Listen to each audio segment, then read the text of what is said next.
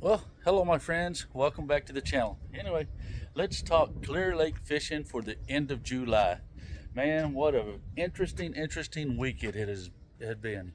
I was blessed to have a lot of time. Got to spend a lot of time on the water this week. So, speaking of water, let's just take us a quick little peek here. You can see that the water level has dropped substantially this week. I think it's been averaging probably 4 or 5 inches a week, but in my opinion, I think it dropped a little more this week. It looks like it probably went down to like 6 inches. But you can see, if you recall my video from last week, all that concrete there was under the water like 4 inches now. Of course, you can see it's just high and dry there, but the water quality is remaining pretty good. You know, with this heat, I was really afraid that the algae bloom was just going to explode, but it's remained pretty decent throughout the whole area. Like you say, probably 90% of my time has been, of course, spent in the rattlesnake arm, but I have been over in the redbud arm, and the wind is pushing up the blue-green algae pretty heavy on some banks, but you can honestly go back there the next day and it can be 100% out of there. So that hasn't really been an issue up here. But like I say, got to spend a lot of time on the water. Had 6 days on the water this week, and probably averaging 3 hours a day, but sometimes up to 4. But 3 of those 6 days I got skunked. But the big reason for that was just being hard-headed and just experimenting, trying new things, trying to get bit on some different stuff. And then, of course, if you've seen some of the videos I've posted this week, I've had a lot of luck on the belly-weighted Kitex and the underspin. And the reason I've been throwing those is the simple fact I ran out of trash fish, because they have just been chewing that trash fish up.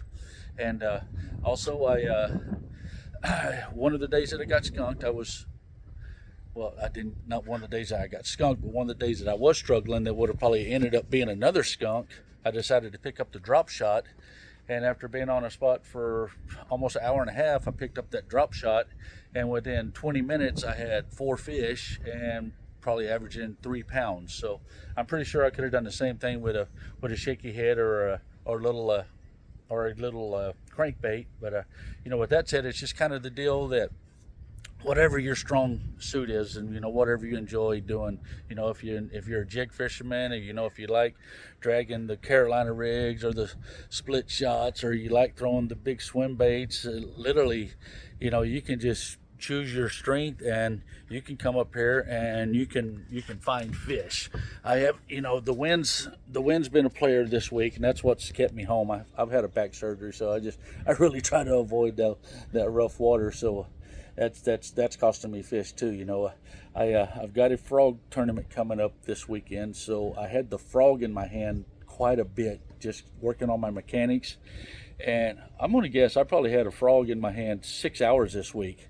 I've got one fish to show for it. So when I say don't waste your time coming to the Oaks to try to get on a frog bite, I'm not BSing you at all. But I do know there is a frog bite to be had, and it's up north. So don't anybody get your feelings hurt. I'm not blowing your water up, but I'm trying to help people and save them some fuel, and give them some areas to go check. So if you're wanting to make the run up here to frogfish, I would recommend launching up north somewhere and concentrating on that water up there. But if you love the crankbaiting and the jigs and all that, I mean, launch there at the Oaks or somewhere around, mid-lake, and get on those rock piles. You are going to catch some catfish. The catfish are still just biting amazingly.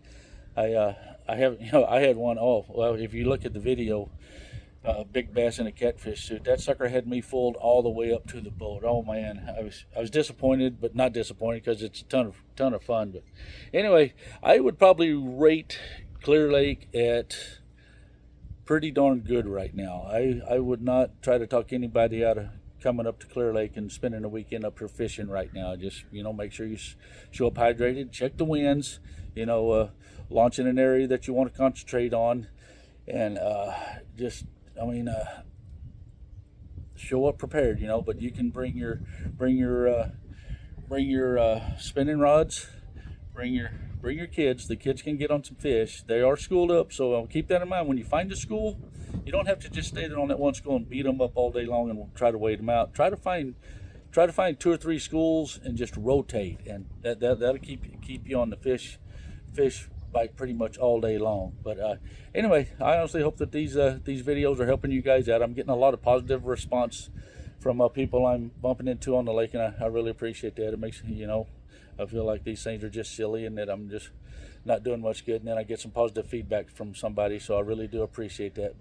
But that said, I'd really appreciate it if you guys would subscribe and maybe do me a favor and push that little like button. But as usual, hope all is well, and peace out.